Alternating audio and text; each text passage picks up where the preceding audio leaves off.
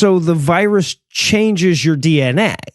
Sounds super boring. It's not super boring. No! I'm just going to keep playing this. Cecil! 1 second, Tom, 1 second. All right, hey, guys, what's up? What's going on? Why are you playing a cell phone ring at Eli over industrial speakers? Also, what is that thing? It's my compound! No, it's not. Not for long. No! Oh, because we're doing David Koresh on this week's show. That's the... Yep. Eli, you realize I'm also in here. Is Heath? Oh, I should have known. Eli and Heath, you guys know that David Koresh and his followers all burned to death in a hellish inferno, right? Wait, what? Huh? They didn't just start a super cool compound and have all the wives they want, including the number 0, if that was how many they wanted? No, that's what I've been trying to tell you. Now get out of there, or you're going to wish the ATF was here. Fine. No, I already quit the compound. Before you said that, I had quit. Not me. You're going to have to burn this motherfucker and then lie to the American people about it for decades, Cecil. I mean, we didn't not see this coming. So That's true. Fair. Wild, wild country, motherfuckers. That's the wrong cult, Eli. They're all the same.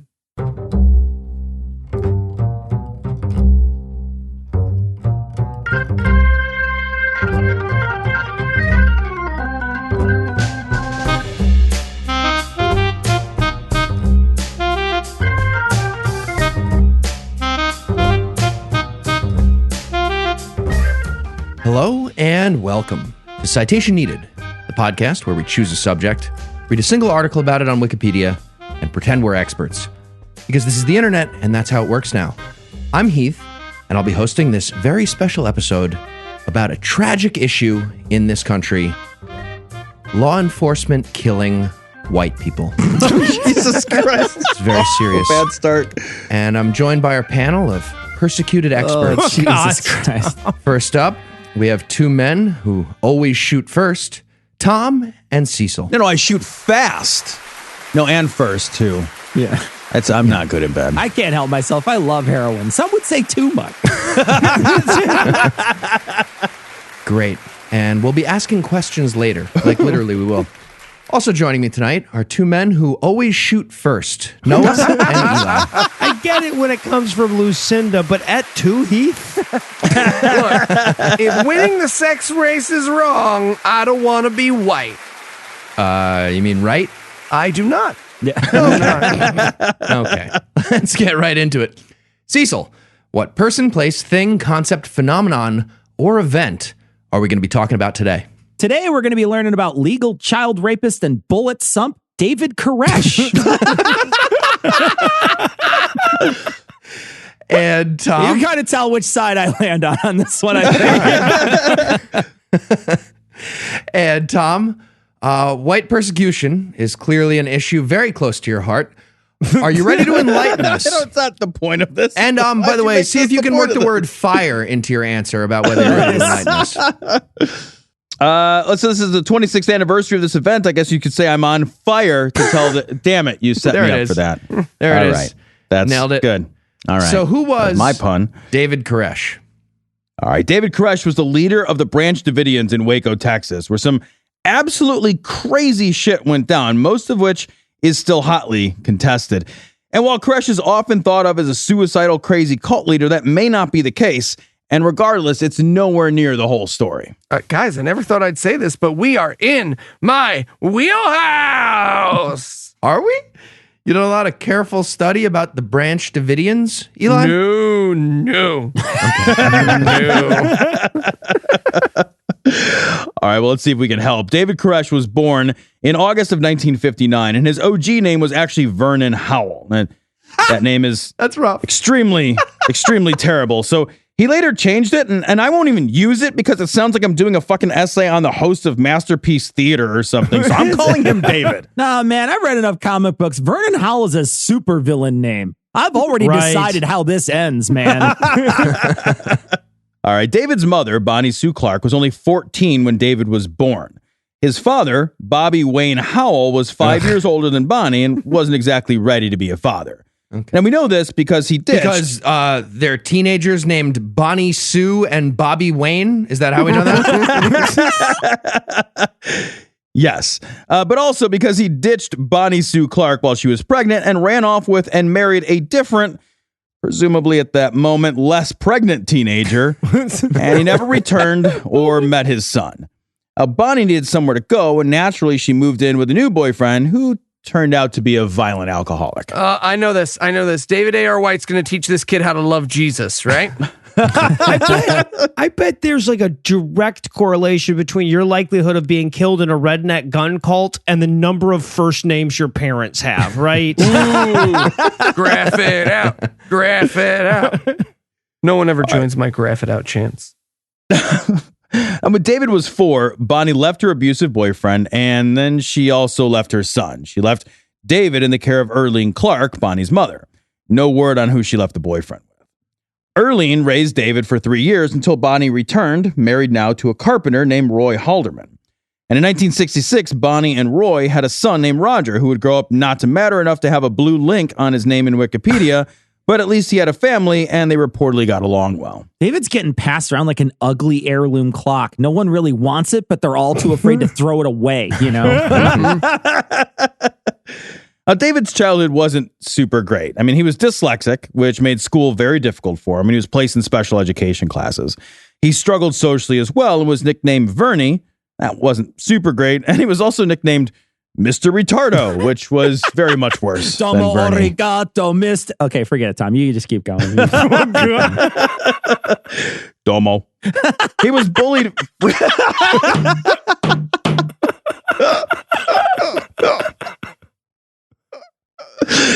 He was bullied frequently, and it even got so far as he was gang raped by a group of boys before he dropped out of school in the 11th grade. He described his childhood as lonely, evidently misspelling unbelievably tragic. I'm sorry. Oh, yeah, my childhood was the worst. You know, had trouble reading. People called me Vernie. I got gang raped. The usual childhood struggles. Right. Yeah, it's usual when you go to Lord of the Flies Tech, you know? That's what happens. I mean, I don't mean to parse this, but like gang rape is a lot of things, but lonely? Okay. Speaking of the camaraderie of gang rape, Jesus Christ. segue. Tom, can you tell us how David Koresh was similar to Jesus? That segue actually worked. That segue did work. Well, David took up carpentry and also, much like Jesus, rock and roll. All right. I'm not sure. He left for LA for a hot minute to try his hand at being a rock star. That didn't work because that's fucking stupid. And that never works, by the way. And so he returned to Texas, where at 22, David impregnated a 15-year-old girl. Huh. Now, none of the articles I read or the documentary I watched mention anything else about this 15-year-old girl. So probably everything worked out great there. It's Right. Or the kid has just been biding her time, practicing her sword play until one day. Wiggling her big toe. Yeah. Beatrix Kiddo just shows up in Waco with a Hanzo sword. FBI is like, oh, shit. Okay.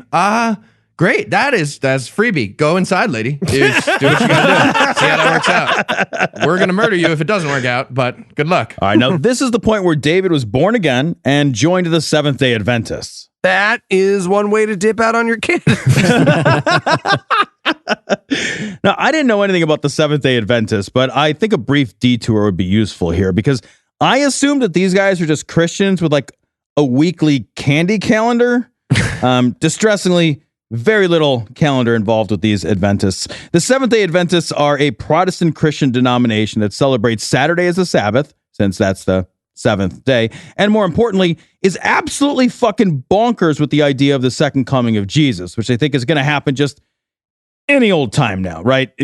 Now, maybe, actually. After Jesus returns, Satan is supposed to take over along with his fallen angels, and then the right just pop up to heaven, where they just like Netflix and chill or whatever for about 1,000 years, after which Jesus double plus super returns again, and then the wicked are all turned to ash, and the righteous keep beach houses in Malibu, and now they're all totally in charge. The Seventh-day Adventists think all of this, by the way, could be happening right now. Apocalypse now. They've been Apocalypse now. Yeah, they've been pretty sure of that since the first time they predicted the end of the world and started their religion in 1843. Yep. They better move their timeline up. There's less beachfront every year. You come back in 1,000 years. The only thing that's going to be left is that fucking plastic raft in the middle of the ocean full of our garbage. All right, so David is now born again, and he's totally keeping his eyes peeled for Jesus, who could be right around the corner. And while he's going through this whole spiritual awakening, he also gets like crazy infatuated with the minister's daughter. And while this might seem a little nuts, in his defense, he was totally praying about this when he looked at the Bible and he saw a passage from Isaiah which said, quote, "No one should want for her mate." An argument which he took to the girl's father and was like, "See, Jesus told me I could bone your daughter." And then the pastor threw him out.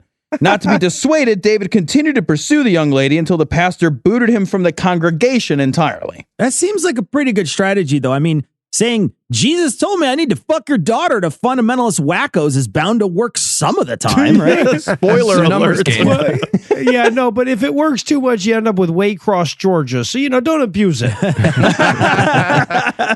All right. So he got kicked out of the Seventh-day Adventists for being too crazy. That's actually pretty impressive. Where does he go next to find some more high school girls who stay the same age? Yes, they do. Well, in 1982, David moved to Waco, Texas, and he joined the Branch Davidian Church. David formed a band and moved into the Mount Carmel Center, and he used music to recruit others into the Branch Davidians. He tried to form his own record company, but he gave up on that too because that was also stupid, and he instead decided that he had the gift of prophecy. Man, who'd have thought that sucked at other stuff would be so closely correlated with later learning to talk to God? Right? Weird. Well, he's rocking out on stage. All the ladies are throwing their purity rings and promise panties up there at him, Chastity belts. All right, at this time, he also had an affair with Lois Roden, the widow of the founder of the Branch Davidians, who was both the current leader and also in her late 60s. So, power move. Respect. Well, she's in her late 60s. Any power moves and she's going to break a hip. Tom, And he also claimed that God told him in a prophecy that he was supposed to father a child with this woman, and that child was going to be the chosen one, which made very little sense to me until I thought about it for a second, and then I remembered what sex ed must have been like in Texas. Yeah, they all thought she had a fossilized egg up there or something.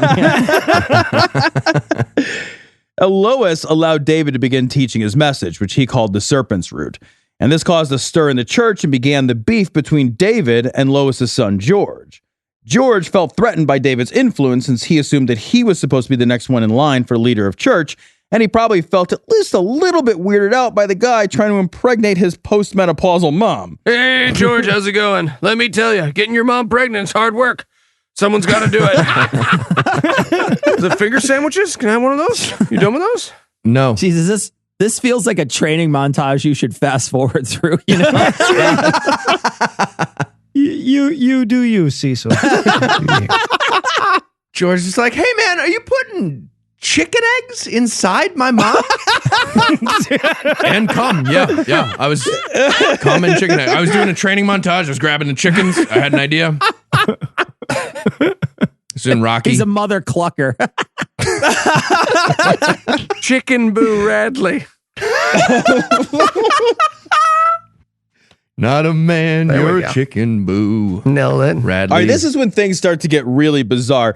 David announces at this point that God wants him to take a wife, so he marries his first wife, Rachel Jones, and somehow, and I'll be damned if I can understand how, this calmed the fomenting division that was forming in the church between David and George Roden, but only for a short time.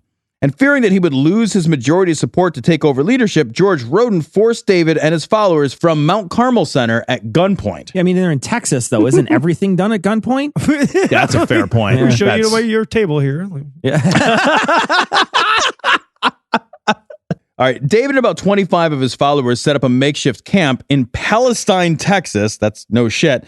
About 90 miles from Waco. I love that. Definitely just went there because it was called Palestine. Right. Absolutely, 100%. And they were living in buses and tents for about 2 years. And during this time, David began preaching and recruiting new members to live in his fucking squalor town, drawing new members from Australia and the UK, Israel and California.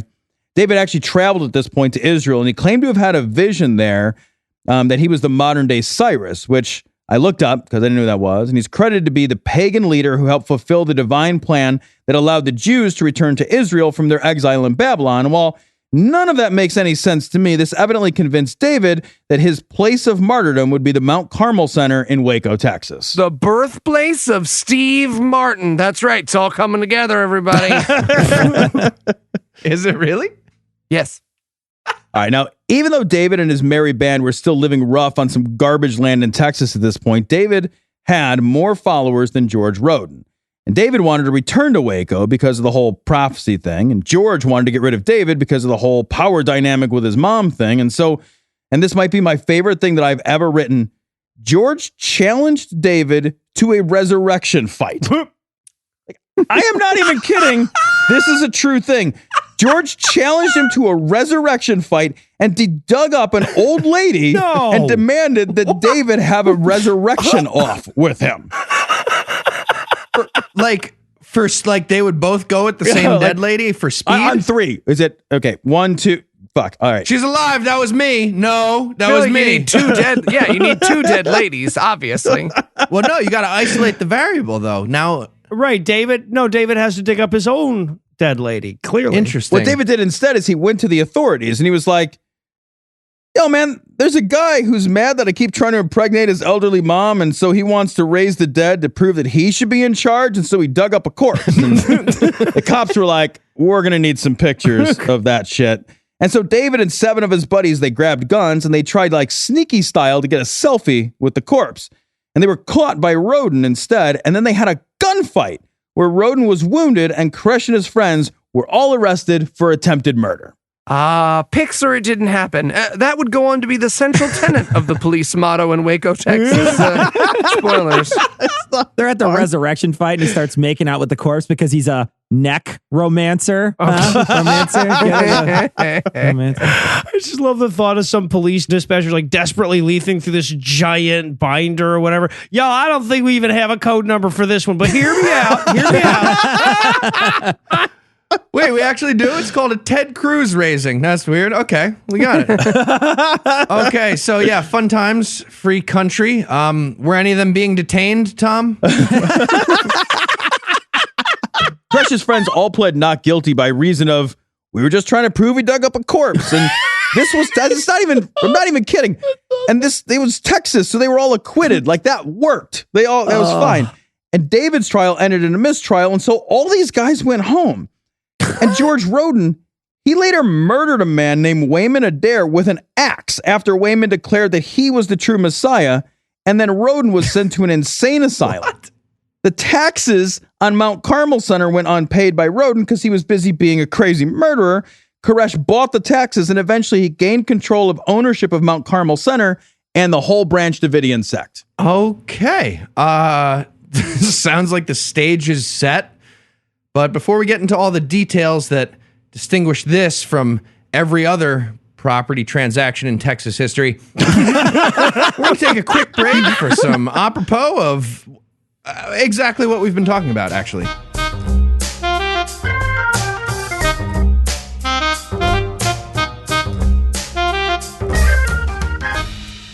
Pastor Johnson? David, come in. How can I help you? Pastor, I don't know how to tell you this. I have had a vision from God. Praise be, David. Tell me about it. Tell me all about it. So the Lord has called on me. He's called on me to just absolutely destroy your daughter's fun box. My daughter's what now? Fun box. What? Bajingo, whatever you want to call it. I was reading the Bible and I said, Lord, what is my purpose? And sure enough, when I looked down, it was like God just, whispered in my ear, you need to fill that dick glove. Just fill it, David, let me stop you here. I think... I know. I was skeptical myself. I thought, really, God? Like having lunch in her pie corner? And the Holy Spirit, it just answered so bright and so true in my heart. Like, you are the mayo in that bacon sandwich, Please stop, please. So I'm here to ask you, to tell you, will you bless me Making a deal with the banker as hard as I can. No. Banana basket. Okay, we're gonna fight now.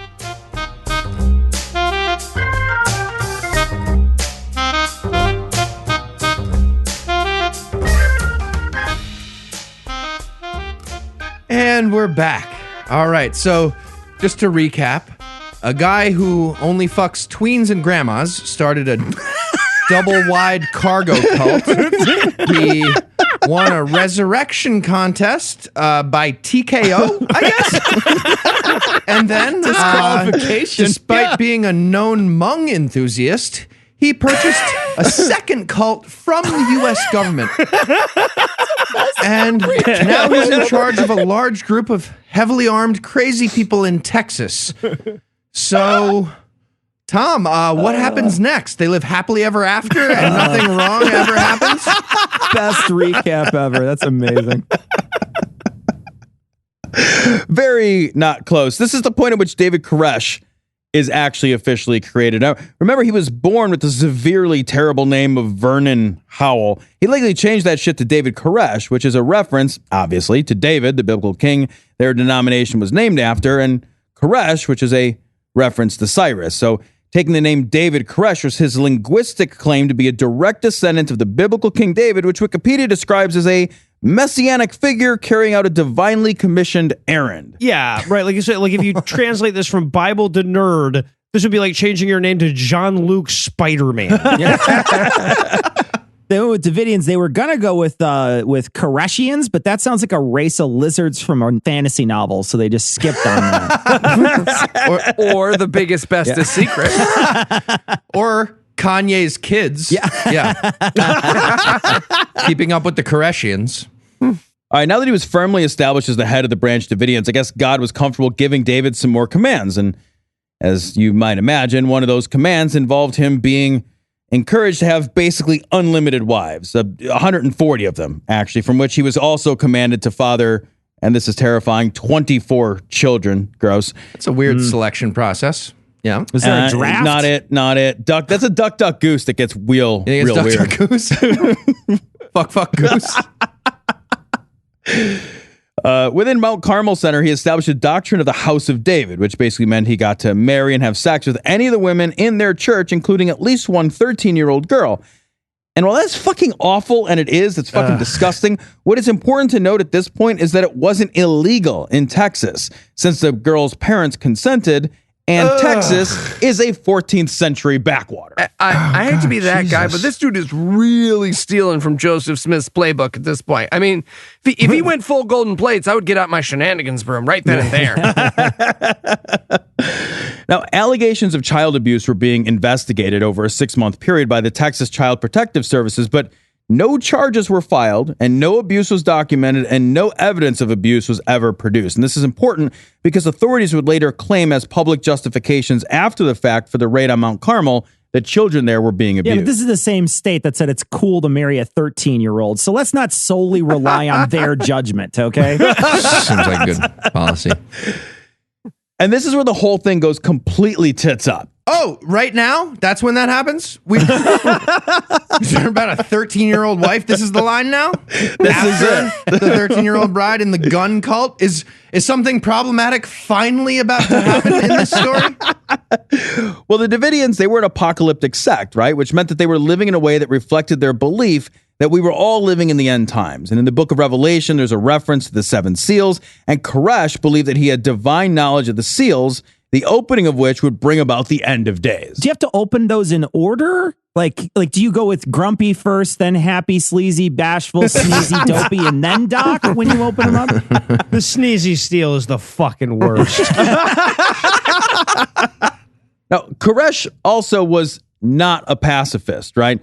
His church made a good deal of money in their role as licensed federal firearms dealers, and they stockpiled weapons, quoting a line from scripture where Jesus admonishes his followers, quote, "But now if you have a purse, take it, and also a bag, and if you don't have a sword, sell your cloak and buy one." Koresh took this to mean that he had a biblical responsibility to be prepared to defend his flock if that apocalypse he's waiting for began.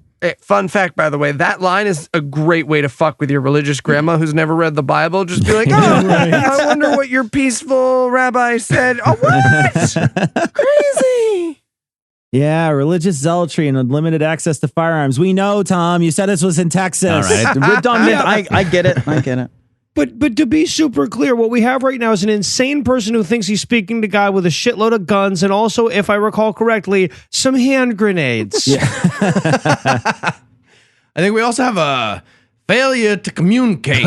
So, yeah, when does this story turn into the rail shooter that I know it turns into? It feels like now. It feels like it's going to be now. All right, well, the government got word that Koresh and his followers may have some fully automatic weapons on the property of Mount Carmel Center.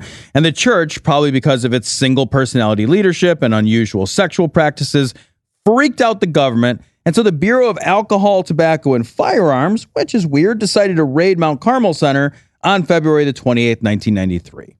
That raid was ostensibly to serve a warrant to search for illegal weapons, but previous discussions had been had where officials were invited by the church leaders to come to Mount Carmel Center and look around for anything illegal.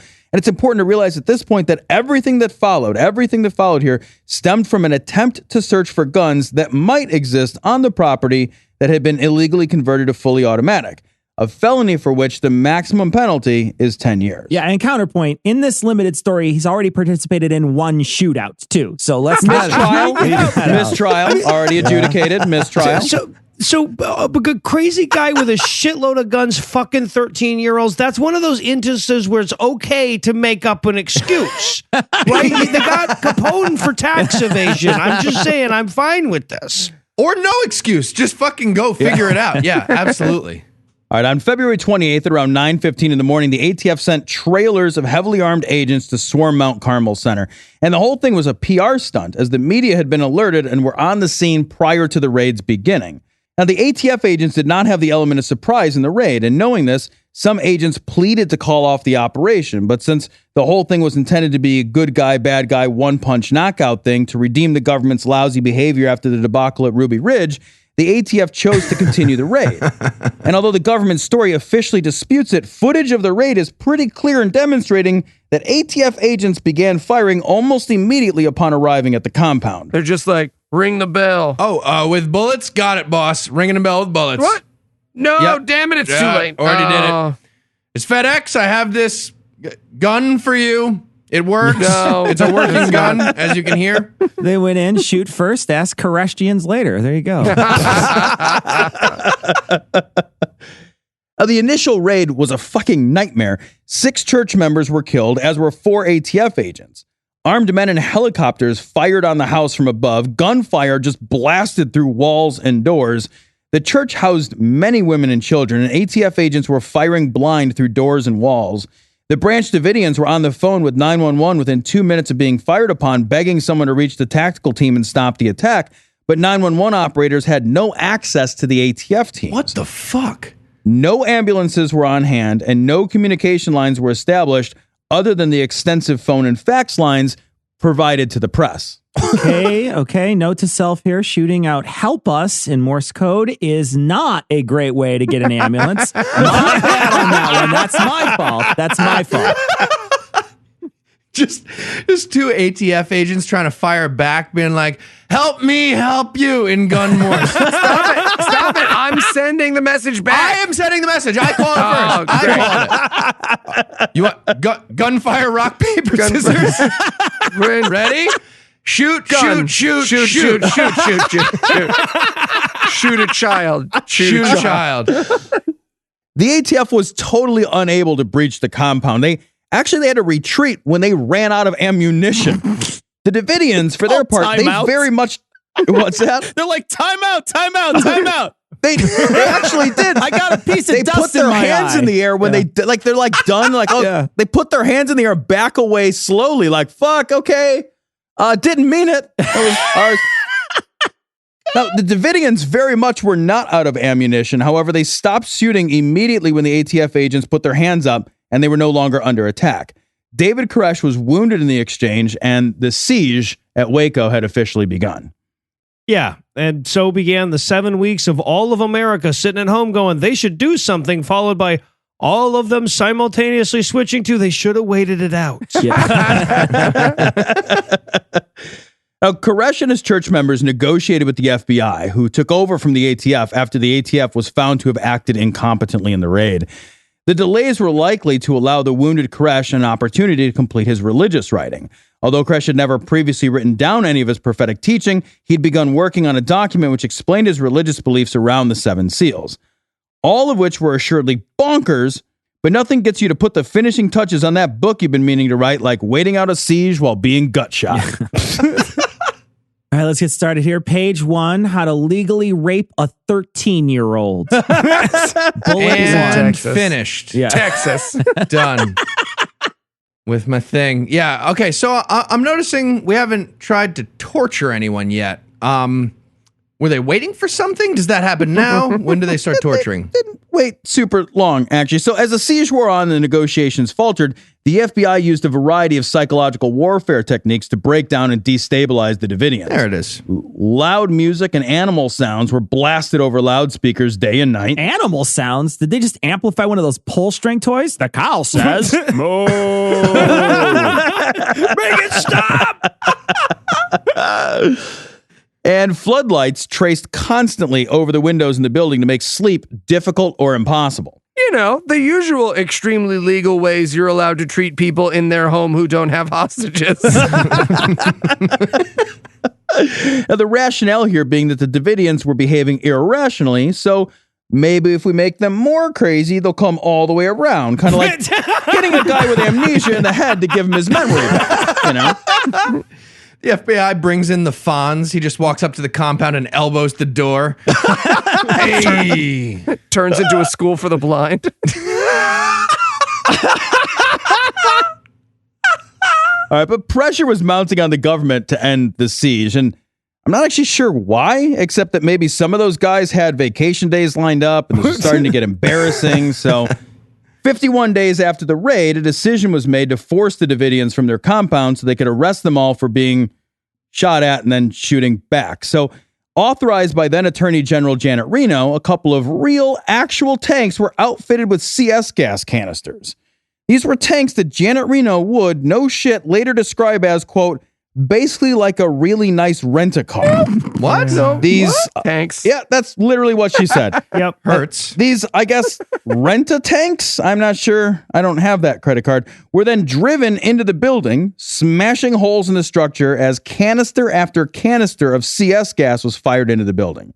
Now, separately, handheld guns outfitted with CS gas grenades were fired through windows at any sign of movement, which means that they were firing tear gas at people directly. They're also shooting rubber tank rounds at people non-lethally. They were doing that. Right. Their rallying cry that morning was, let's go almost kill these motherfuckers, and they got a little carried away.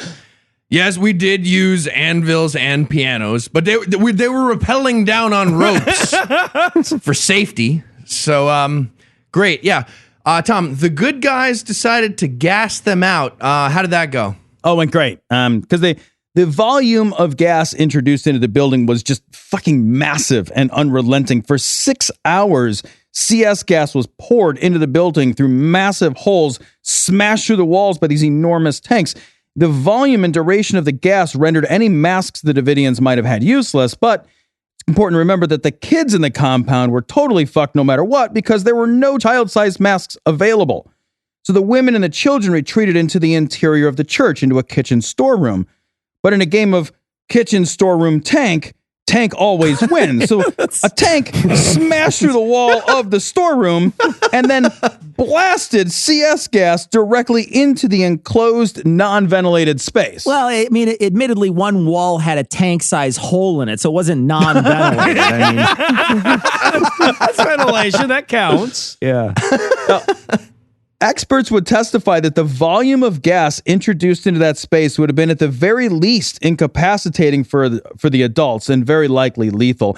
And CS gas, as it interacts with other factors in that environment, turns to cyanide gas of the same type used in gas execution chambers.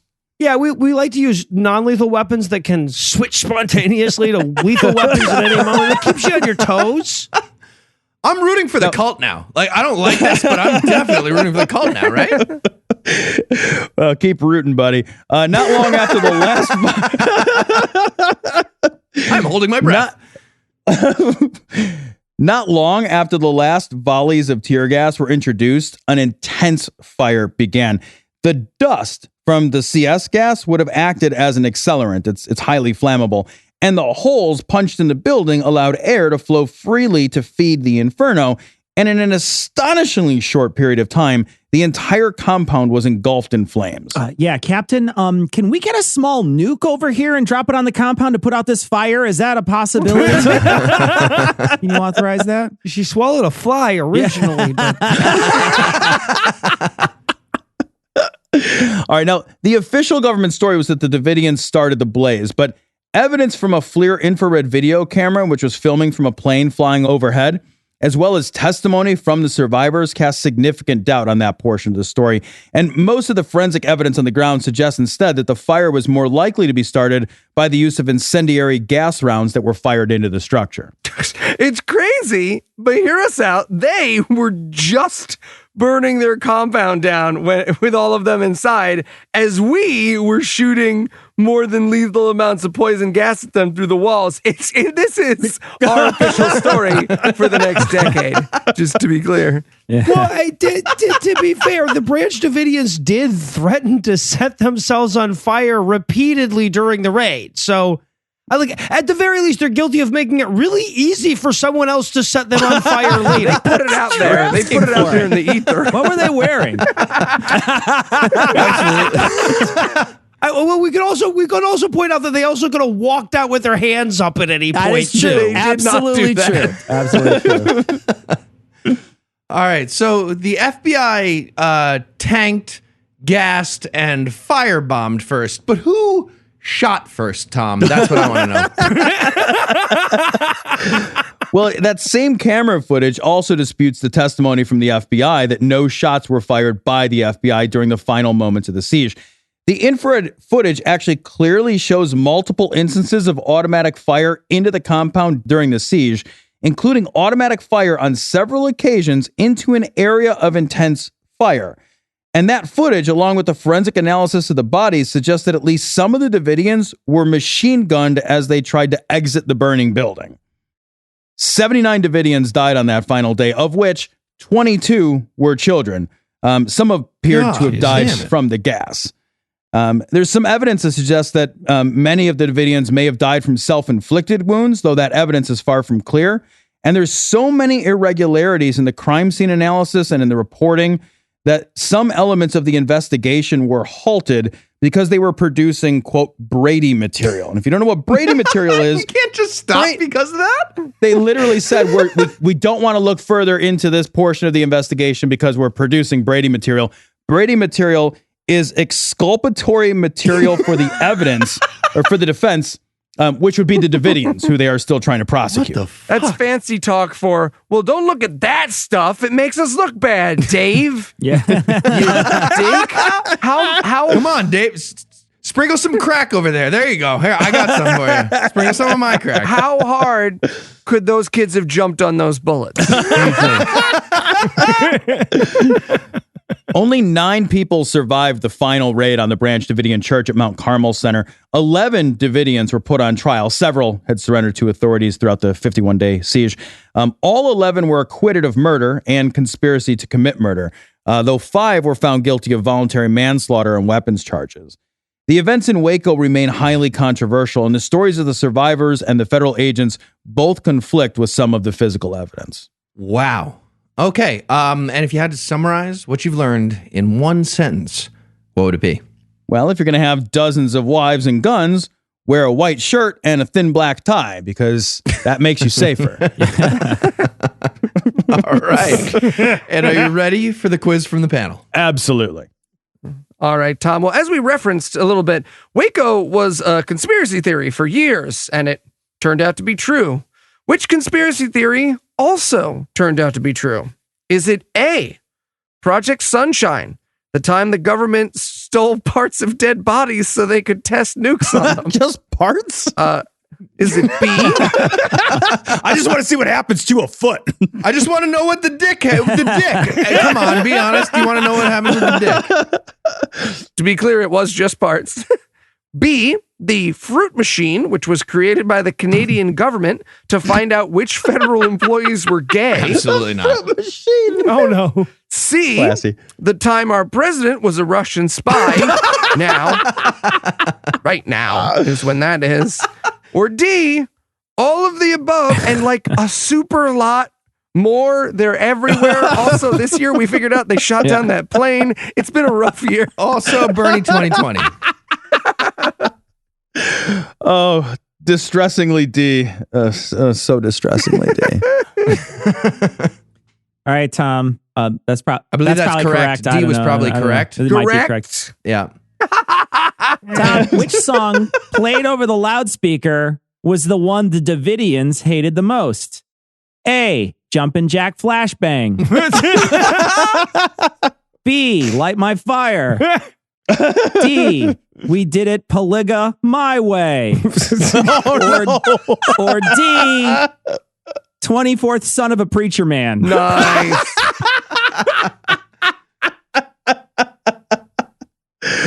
Well, it can't be We Did It Polygamy Way because they. I don't know what. All right, actually, I'm going to go with that one. I love that one. I wanted Sinatra. Just because Heath wanted it, that's the right one. So I'm getting you the win. lyrics tattooed on Heath. Lyrics, tattoo lyrics. already did yes, it. in. Step ahead of you, buddy. All right. Now I don't good. want to go because Cecil's was better than mine. But okay. There was a mini series about the event that was released last year, boringly titled Waco. What should they have called it instead? Oh, no. A. ATF. B. Thank you. 30 going on 13. Dark. C. Wide Awakeo. That's so good. D. That time we treated dangerous white people like harmless black people, so there were a couple of congressional inquiries about it.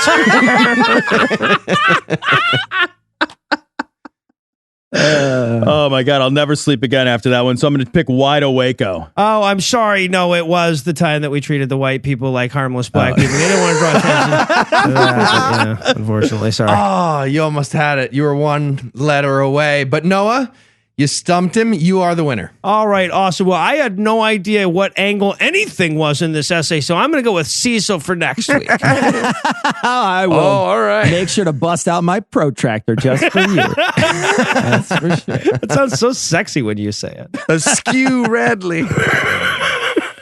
That was okay. That was okay. It was up too soon.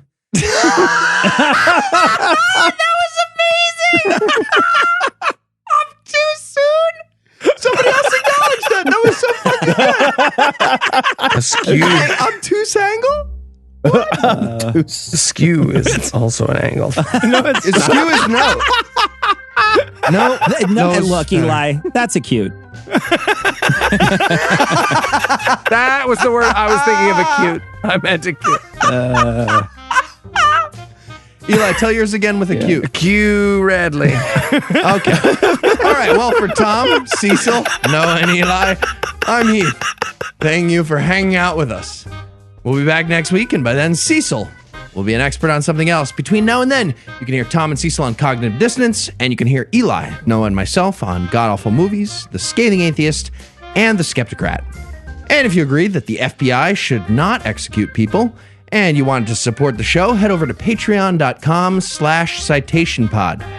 And if you'd like to get in touch with us, listen to past episodes, connect with us on social media, or take a look at the show notes, be sure to check out citationpod.com.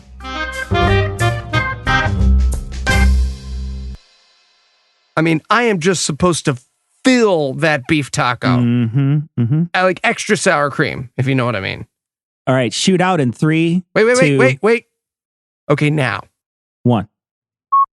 Absolutely destroy your daughter's fun box. My daughter's what now? My Fun box. What? Bajingo, whatever you want to call it. I was reading the Bible and I said, Lord, what is my purpose? And sure enough, when I looked down, it was like God just, whispered in my ear, you need to fill that dick glove. Just fill it. You know? David, let me stop you here. I think I know. I was skeptical myself. I thought, really, God? Like having lunch in her pie corner? And the Holy Spirit, it just answered so bright and so true in my heart. Like, you are the mayo in that bacon sandwich. You know? please stop. Please. So I'm here to ask you, to tell you, will you bless me making a deal with the banker as hard as I can? No. Banana basket. Okay, we're gonna fight now.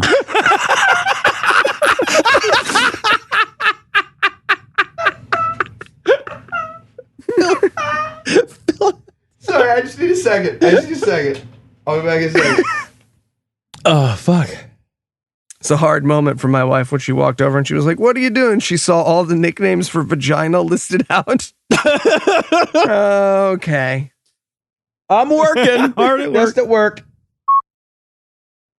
All right, here we go. You guys ready? Everybody's ready? Yep. Check.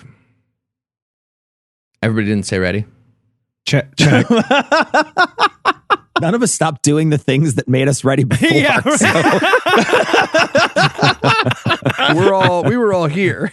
You left. we were pre-ready. I would like everybody to say ready.